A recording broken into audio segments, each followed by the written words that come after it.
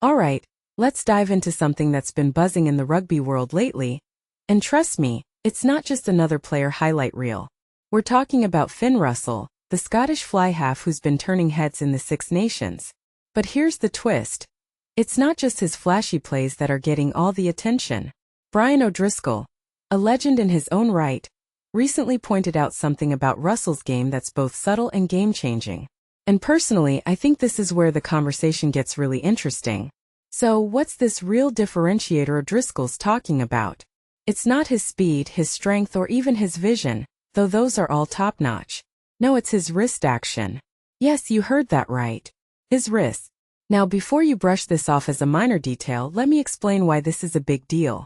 What many people don't realize is that the way a player uses their wrists can completely disguise their intentions. Russell's wrists are so strong and controlled that he can throw a 2-meter pass with the same motion as a 15-meter pass.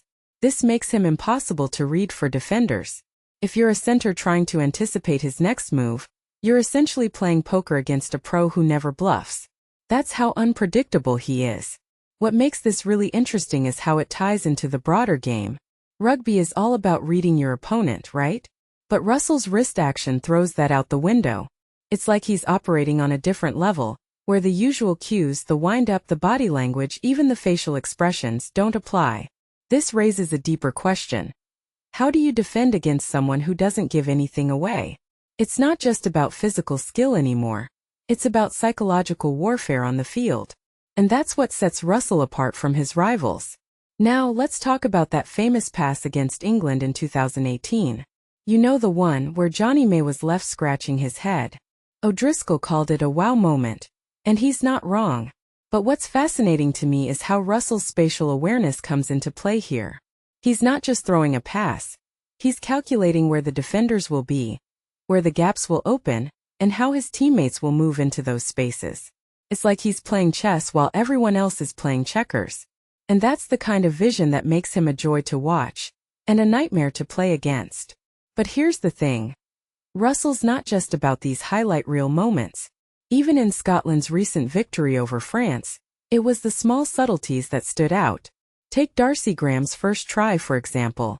Russell fumbled the ball, but instead of panicking, he executed a tiny pop pass to Graham that completely caught the defense off guard. Thomas Ramos, France's fullback, had no chance to react. This isn't just luck or instinct. It's a calculated move based on understanding the flow of the game. And that's where Russell's genius lies. In those split-second decisions that look effortless but are anything but.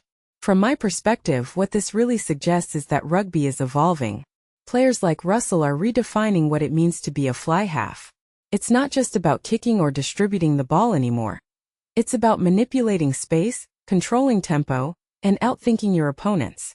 If you take a step back and think about it, this is the kind of innovation that pushes the sport forward. It's not just about physical dominance. It's about intellectual mastery. And that's why Russell is such a fascinating player to analyze.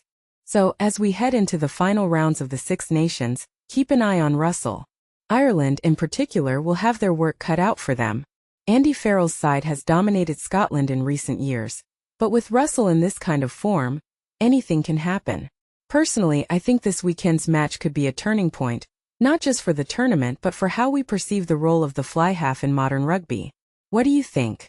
Is Finn Russell's wrist action the game-changer O'Driscoll claims it is? Or is there more to his success than meets the eye? Let me know in the comments below. And if you're as fascinated by this as I am, don't forget to like, share, and subscribe for more deep dives into the world of rugby. Because let's be honest, this sport never stops surprising us.